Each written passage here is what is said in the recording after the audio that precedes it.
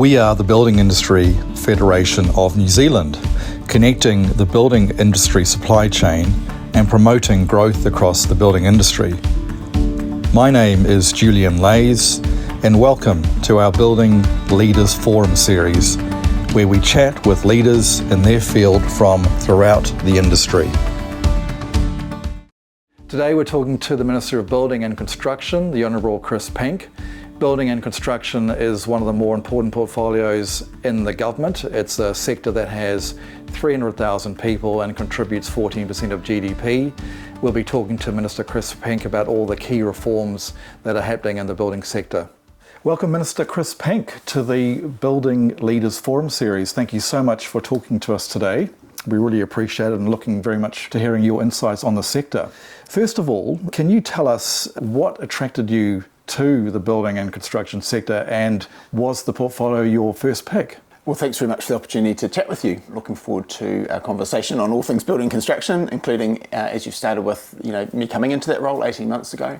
My interest was certainly raised when the Prime Minister said, "Would you like to be the Minister?" And, when the Prime Minister asks, it's more of, it's not really a question so much that one thinks about answering yes or no, but I was really delighted to have the role. I think all New Zealanders would instinctively understand the importance of the built environment, the places in which we live, work and play, and certainly from a policy point of view, I've understood for a long time, as I would hope every Member of Parliament does, the connection between the rules that we have in terms of affordability, but also of course quality and sustainability and all those things that are important. And when you start looking at the stats, and I must admit, I hadn't been aware before I came in the role just how significant it is in terms of the number of Kiwis directly or indirectly employed, let's say 1 in 10, roughly speaking, percentage of GDP and so on. So certainly I'm really delighted to have the role from that point of view. You are a Navy man and you're a lawyer. What was that sort of learning curve like? Because in terms of getting to grips with timber, concrete and the building code, it must have been pretty steep, right? Yeah, very steep learning curve, both in terms of the physical aspects and the intricacies of how buildings physically take shape, and I have a school C level of physics knowledge, which, showing my age for a start, your younger viewers will need to know that's year 11, but obviously there are very specialised trades and sub-trades within the building sector. For me, the key is actually to listen carefully and to understand it as best I can, but not to put myself in the shoes of someone who is a technical expert. And I think if you're smart enough to understand what experts are telling you and not kid yourself that you are that expert in the technical space, then you can have the best of both worlds in terms of shaping the policy that's needed for them to be able to do the things that they need to be able to be enabled to do. In terms of also getting to grips with that portfolio, did you sort of encounter challenges, roadblocks in terms of inheriting the legacy from the previous administration? Did you have to deal with those things first?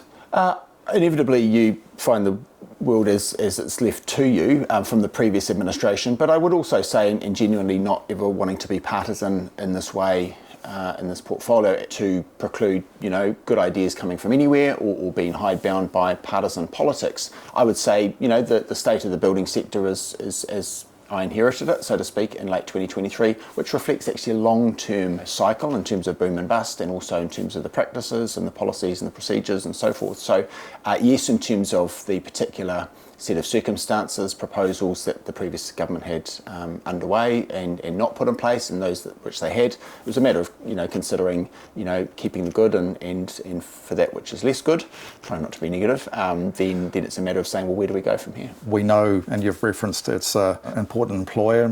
300,000 people get employed in the sector, 14% of GDP, but there are sort of productivity challenges and affordability challenges.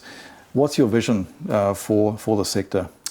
My vision for the sector is that we have an affordable, quality, sustainable and a faster way of building in this country. And I know that conventional wisdom is that you can choose between the timeliness and the cost and the quality of a product being produced. But actually it's really important, I think, to view this challenge from a productivity lens and say, well, actually, if we can have the systems and the processes and the skilled people available to deliver more quickly, they can also be doing that in a safe way and more affordably too, of course, when you consider the connection between delay and cost. So if we've got the productivity right, which in turn goes to questions of unintended consequence when we have settings such as liability, which may be something we get into, but at a big picture level, getting incentives right in the system to improve that productivity and therefore be able to achieve that vision, which I think everyone shares. No one wants to see housing affordability present a major challenge for Kiwi families. Obviously, the construction sector itself is deeply and directly affected. But when we think from a social point of view about the consequence of people not being able to afford their own homes, and then the social aspects, whether it's truancy within the education system being a symptom of the cause, that is lack of secure ability to people to be housed in a community, then the stakes are pretty high, and that's why the vision includes the affordability as well as those other aspects. Well, look, let's talk about productivity, because you've highlighted that, and it is a perennial issue, particularly the productivity stagnation. And you've been quoted as saying the sector needs to be firing on all sort of cylinders.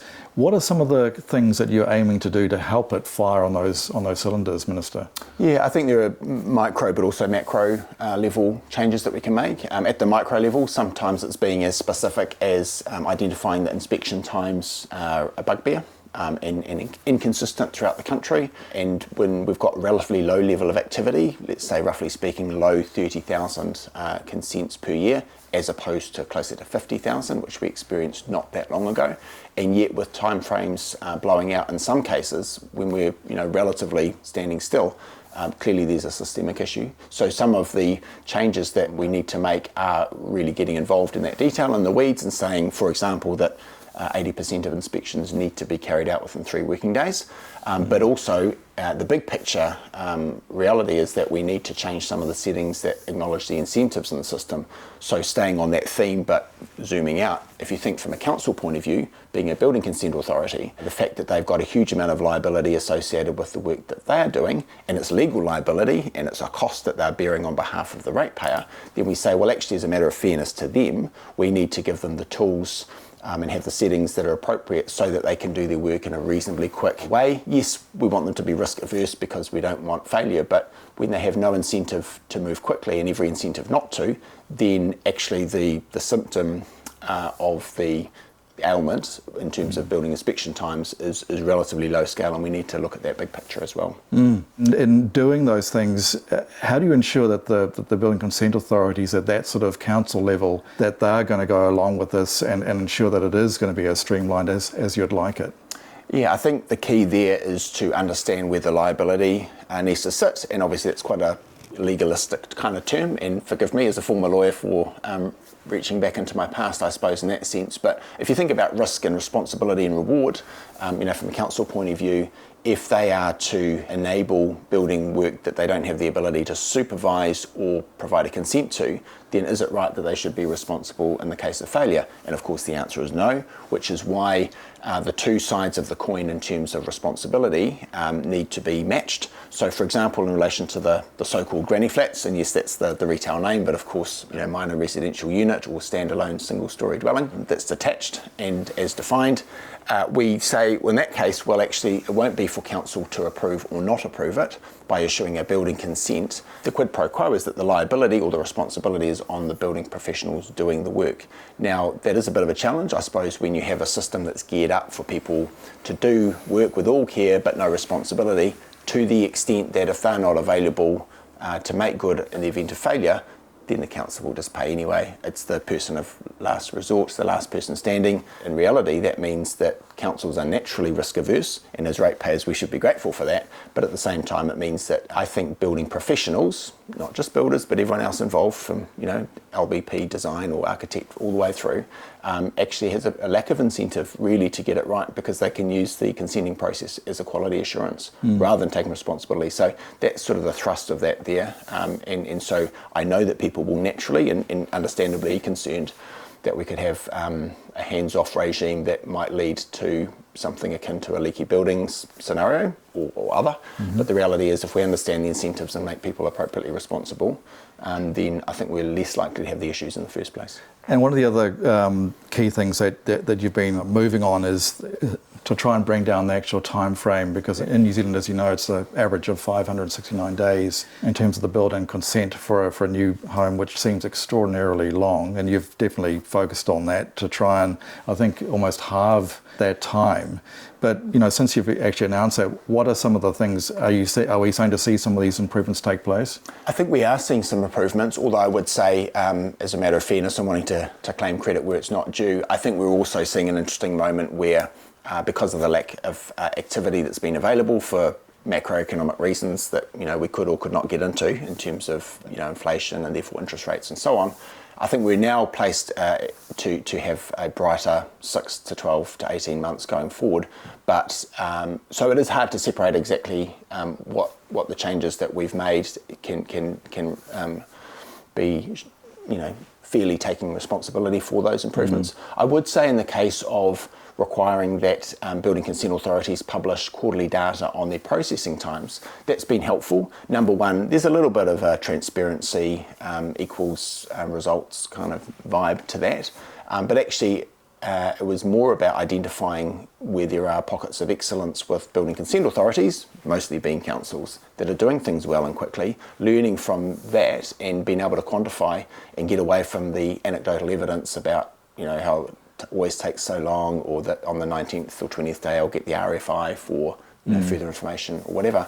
And so that was an exercise in trying to understand the picture on a proper empirical basis, but also to say if we can have, therefore, a basis for reform, but also try and drive some improvement. And we have seen some improvement, by the way, across the board.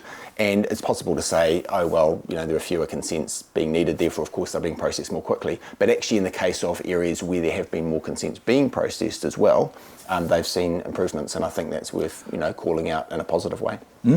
Well, I think it was in Selwyn District that there's a private entity now that's working with the group home builders to provide consents, I think within 3 days, and they're doing this on the basis of standardisation. Yes. So that they're getting the same designs, they can apply that consenting across all of those designs. Is that something that we should be seeing more of throughout the country, these private organisations leading this sort of change? I think we will see more of them, partly because there's one that's broken through. It's the game of bull rush, again showing my age. One's got to get through and then everyone else gets to follow. So I do salute the persistence and the determination of that particular private entity to get across the line in terms of ticking the boxes they needed to do that. And mostly it revolves around having adequate means, which is just the official language for saying basically, have you got the resources in the event of a large-scale system failure to be able to meet your responsibilities in the same way that the council, backed by the ratepayers, by the way, again, nothing's for free, to be able to stand behind the quality of their consenting work. So they've got a particular role that they're advertising, literally advertising and making themselves available for. As you've said, group home builders relatively standardised. So I think that others might also end up in a similar space and provide a bit of competition there, as well as competition for councils. But also there's opportunity for bespoke, whether it's retirement villages or perhaps, healthcare facilities or whatever the case may be.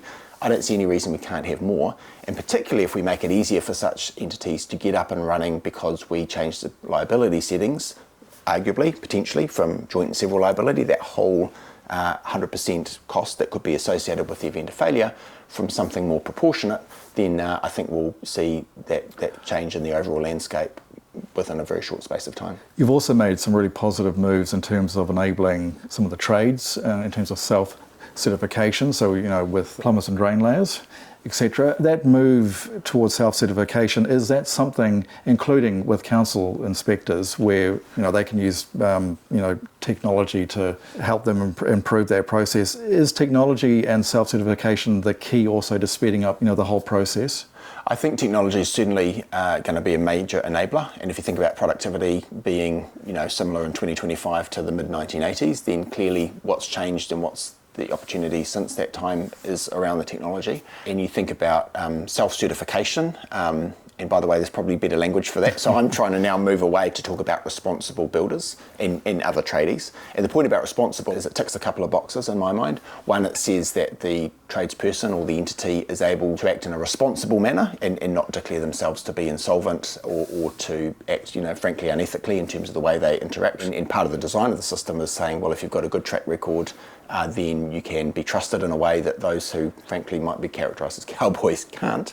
But also responsible in the sense, literally, of being able to provide a response in the event of failure. So that goes to insurance, professional indemnity insurance or other types, guarantees, bonds and other ways. Basically, we can provide comfort that in the event that there is a failure, the vulnerable consumer, being the homeowner, classically, dare I say it, mum and dad, first home and build package maybe particularly, sight unseen, it's difficult to get their head around, large asset and so on. So we're mindful of that, and we know that if we can have a responsible and, literally again, able to respond to events of failure, then we think there are less likely to be failures in the first place, but also that backstop. Let's talk about the overseas certification of building materials, because that's another key part of your reforms. That process of identifying trusted jurisdictions and working out which products and which certifications meet our building code.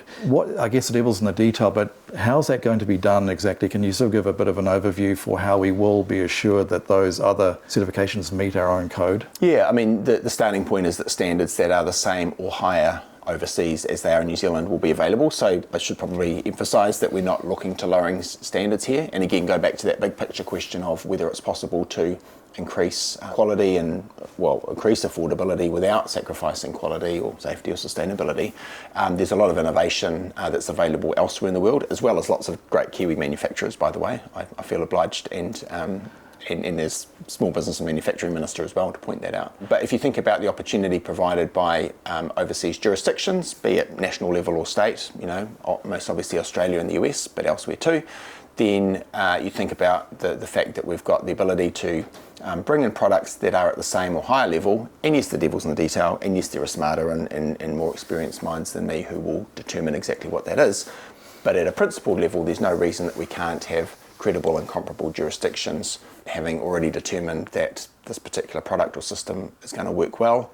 If we can be confident it can be worked well in New Zealand as well, then actually we can take some pressure off the local council who otherwise are confronted with a brand name and a product they're not familiar with, and get away from the inherent conservatism that they feel for all the right reasons in terms of liability, and avoiding the code mark path, which is time and money, such that it's kind of hard to justify to do a different product, maybe on a perhaps experimental basis.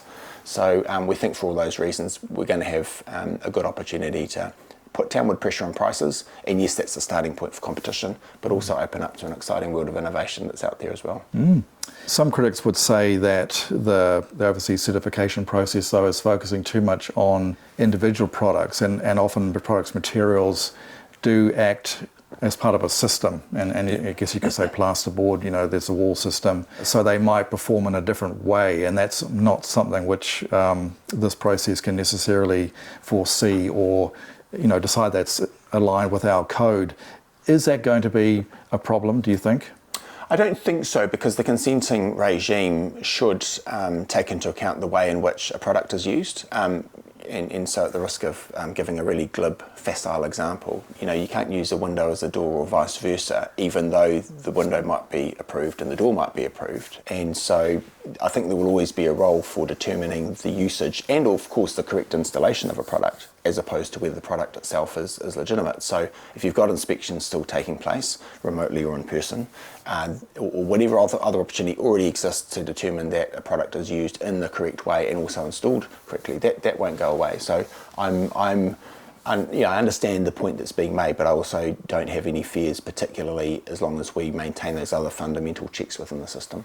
And in terms of those checks, will it be the building control body, the BCB, that's going to play a key part in that?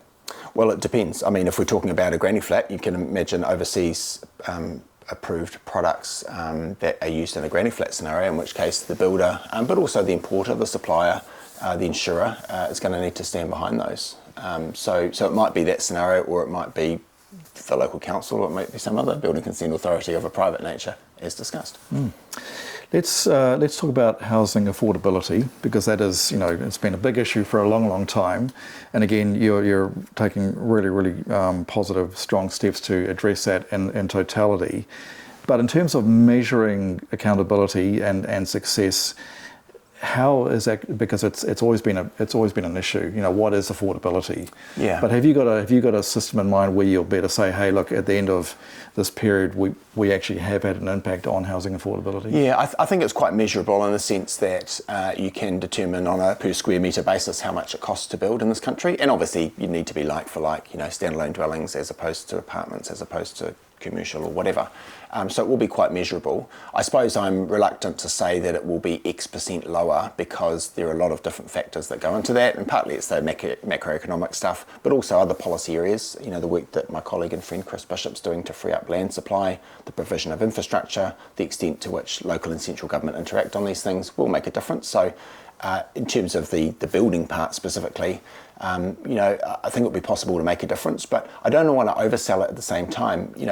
A lot of people have been saying in a more bullish fashion than I have that it will be some sort of silver bullet to reduce the cost of materials. Well, if the cost of materials is 25%, and it's probably around that, then at best there's a quarter of the overall product or result, so to speak, that we can influence in that space.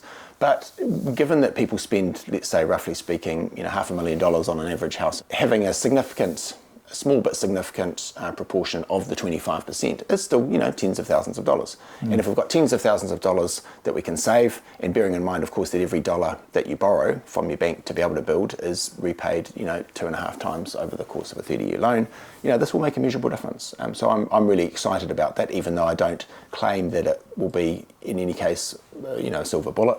But also that if we can make a difference and measure that over time, we'll get a better feel for what's possible to go further and faster maybe in the future too. Good. You mentioned Minister Bishop and housing, and I think Nicola Willis, Minister of Finance too, has characterised growth as being one of the key central themes of this administration. Is there a dichotomy though? Because on the same hand, we've got growth, but we've also got councils in particular that are trying to walk back some of the progress and development in housing projects. And for example, even today we read that there's a fast-track development that's got a local CCO Watercare in this case saying, hey, we can't connect you. Yeah. So we've got growth, and yet we've also got these other sort of potential barriers.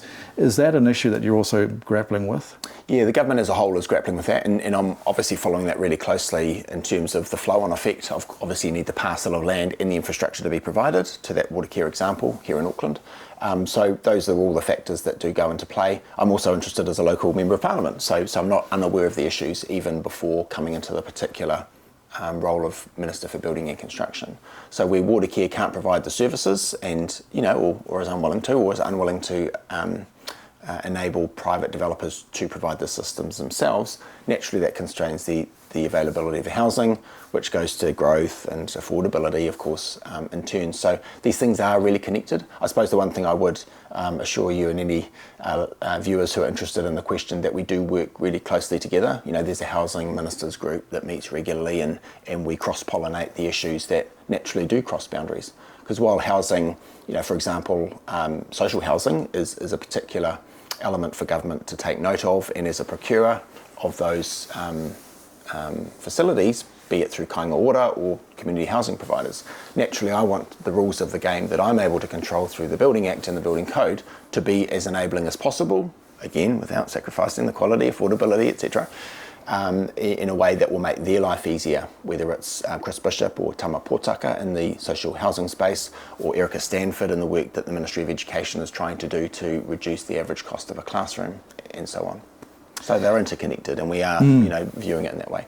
Yeah, absolutely. And I guess we can also even look at the challenge of climate change, because again, you've mentioned risk earlier, Chris, in terms of councils and people figuring out where the liability lies.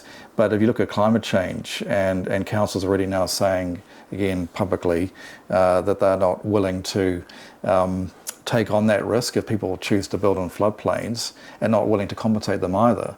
So there are, going to be some interesting challenges into that whole growth pattern over the next sort of decade or so. Yeah, that's absolutely right. And there are a number of different factors. You've talked about individual household or building owner choice, councils' unwillingness, and again, natural and understandable, unwillingness to be funding infrastructure solutions that would have a high cost in a flood-prone area. And thinking about the fact we've got a lot of land in this country. We think about ourselves as small, but we're not small relative to the current population of 5 million, certainly. And then you think about the insurance market. I spent a bit of time talking with insurers and the Insurance Council about building-specific implications and what they're prepared to enter into to support, effectively more responsible building professional regimes. And certainly their point of view is that, if they're not prepared to lend or insure, and lenders therefore not prepared to lend, or the reinsurers aren't prepared to fund the quixotic habits of people at the other end of the world then frankly things aren't going to get built or remain habitable or on a very limited basis. So that's the world we're living in, and I think the government's point of view is that we need to be as transparent and open as possible about where that's all leading, and in the meantime not exacerbate the problem by building in the wrong places, because there's no building code that you could reasonably draft that would take account of being, for example, where we are right now actually in northwest Auckland, QMU. This place has been underwater, literally our feet would be wet right now in the event of the next major flood, God forbid, but it'll come if we don't get some of those high level decisions made about where we build. Let's move on to insulation and H1. Again, this is an area where you've looked at it and said, in terms of affordability, hey, we maybe don't need to go to the nth degree in terms of the original standards, so you've pulled back on that. Can you just sort of outline your thinking around making those changes to H1 and how that's going to impact the building sector? Yeah, so with H1, or the energy efficiency rules within the building code, it seemed to me clear that with a number of large-scale building entities, by the way, we're talking hundreds of homes and thousands in some cases, the evidence had been from them that they're paying a huge amount extra, or rather they're passing on to the would-be home buyer, huge amount of extra cost as a result of the H1 rules.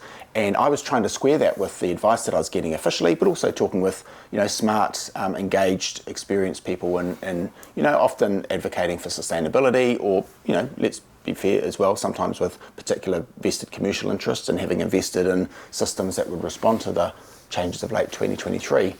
And understanding that there must be a better way than what was occurring, at least in some instances. And the long story short is that with the schedule method, the quite prescriptive approach being used in some cases just to sort of blindly and blithely add a lot of extra cost beyond that which was necessary, if we remove that, which is the decision that the government through MB has now made, then we'll end up with no less of a quality product in terms of energy efficiency and human health and so on, but without those unintended consequences of the additional cost or the over-insulation relative to the need.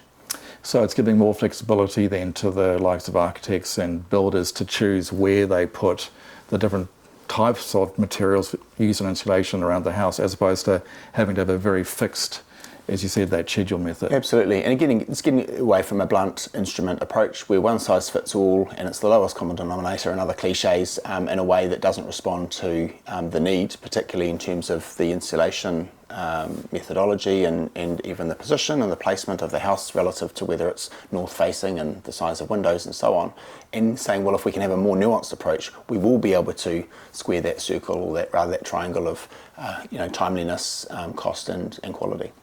And I think you've also made some changes with the Green Building Council's the Green Star or Home Star standard. Has that been part of a process where it should be individual choice in terms of what people, as long as it meets code, sort of moving away from a sort of more mandatory prescriptive method to something which is going to work, but people decide what level of cost they're going to invest? Yeah, I mean, reasonable minds can differ about the extent to which you should be prescriptive about standards, because no one's stopping anyone from making decisions that would add cost, but also greater degrees of energy efficiency or so on. So the public policy challenge isn't what good looks like; it's the extent to which people should be able to choose what good looks like for them. And the problem with gold plating, of course, isn't just that you end up with things that are plated with gold, which is actually not a bad thing. The problem is if people can't afford the gold plating, then they don't end up with the thing in the first place. So just to be really clear, in terms of adding costs to housing and with construction costs having increased 40% between 2019 and 2023, that's not something we can be blind to. So we're inclined to enable the market and the conscious consumer to make good choices in that, rather than be more prescriptive in a way that would actually have the unintended consequence of cutting some people out of the market entirely. There's not a lot of good insulation in the cars and under the bridges that people have been sleeping in, and that's been a problem across successive governments. So it's not a politically partisan point, but it is a problem for society that we need to resolve. Minister, the portfolio that you have, and I know you have several, but with building and construction, it's a huge part of the economy. I think 14% of GDP. 300,000 people employed, but often seems to be that one of those portfolios that doesn't get prioritised as being as important as housing and some of the other ones that end up always being inside cabinet. Are you keen to sort of change that perception within government, and as a minister to be in cabinet, it should always have that kind of important place that it should have? Yeah, I mean, my personal ambitions count for nothing in this conversation because the importance of housing and affordability is way more important than whether I fly to Wellington on a Monday to attend the Cabinet meeting. The question in my mind is what priority does the government give to the built environment? And I'm really pleased to say, and of course I would say this, but I think it's genuinely true and I'll back it up in a minute, that the current government does see building rules and regulations as really important for all the reasons we've discussed. And you can measure that by the number of different reforms that I've been able to recommend to fellow ministers and get approved. I think it's been, frankly, an avalanche of different proposals, most of which will go through. Occasionally, I've been prepared to back off because the feedback has been that we shouldn't do it in exactly that way. And also priority in the order paper, which is the legislative agenda of Parliament, so to speak. And there's a lot of time between now and on the order paper or available for the changes that I'm proposing between now and the next election. So I think that gives a measure of the real importance that the government places on the sector. Well, that's great. Can you just expand on that? Because I know you touched on it earlier too, because it is a lot to get through. So you've got you've kind of raised the importance of getting these bills through in time. And they've given you the sort of green light to do that. Yeah, that's right. It is important because if you leave a reform half done, then it's not done at all and you might as well have not started. And I'm probably exaggerating for effect, but the danger is that if we have legislation that is not quite passed over the 9 to 12 month process that's involved, different stages, select committee process and so on, then you're at the mercy of whether the next government, be it your own side, re-elected, or the other, comes in and picks it up. Or you might have a new minister, and these decisions are way above my pay grade in terms of whether it's me again. And so, you've got to provide as much certainty as possible so that the sector isn't left hanging. And of course, in the business world in general, including in construction, people want the stability, they want the certainty, and certainly those big picture questions, real big picture questions of seismic risk and what we do with those rules, for example, needs to endure for a long period of time. So we don't need people left hanging as to whether it can safely tend into building or not. Can you also just talk to us a little bit about how you work with your colleagues? And obviously Chris Bishop, Minister of Housing, is an important one, but there are others. And what happens around that cabinet table? Now, is it a process where with some of the reforms that you're doing, where they do cross over, are you finding, do you get support in talking to those other sort of people like Minister Bishop are they supportive? And how does the process work? Yeah, I mean, without getting too deep into the constitutional weeds and lose your whole audience near the end of the chat, there are cabinet committees, so there's groups of ministers who get together on a themed basis and we talk about the reform proposals that the individual minister is bringing forward. So I'll bring things forward in relation to building and construction, and other ministers, including Chris Bishop, importantly in the space of housing and infrastructure, but also other relevant ones, Nicola Willis, economic growth, Louise Upston in terms of social development, because of course these are all social as well as economic questions, and everyone gets to have their say. And then if those are approved at that level, then they go up to cabinet proper. And I don't have a seat at that table, but I haven't had any experiences yet where the recommendations that I've made and approved at the Cabinet Committee haven't then been signed off by the Cabinet as a whole. So I'm really hopeful that level of engagement continues, because that's how we've managed to achieve a bit of change already, and keen to continue to go on that basis in the next 18 months as well. Excellent. Now, in terms of being able to give a message to the building and construction sector, in fact, probably all the way to homeowners, in terms of what you're doing to make the sector more productive and more affordable and more efficient, what would that message be? My message would be for those who are busy building at the moment or not busy building but would like to be more busy, please hang in there. Thank you for what you do, and we know how important it is that you're providing these important facilities for Kiwis. A roof over the head is perhaps the most basic need, shelter obviously being such an important aspect of being able to live well in this country. So I just thank people out there in the real world for the work they've done. I know they've shown resilience if they're still here, if you're watching this in New Zealand soil. And if you've gone to Australia and you're tuning in from Sydney, Brisbane or Melbourne, we want you back. And there's going to be lots of work in the pipeline in the second half of this year and beyond. So please be part of a great revolution that we're building to literally building in this country. Fantastic. Now, Chris, we ask everybody that comes on the Building Leaders Forum series just to give a sort of sense of recollection of their first moment, whether young or old, in terms of, having a connection with the built environment. It could be, with a digger as a kid. Do you remember what your first sort of recollection of building and construction was?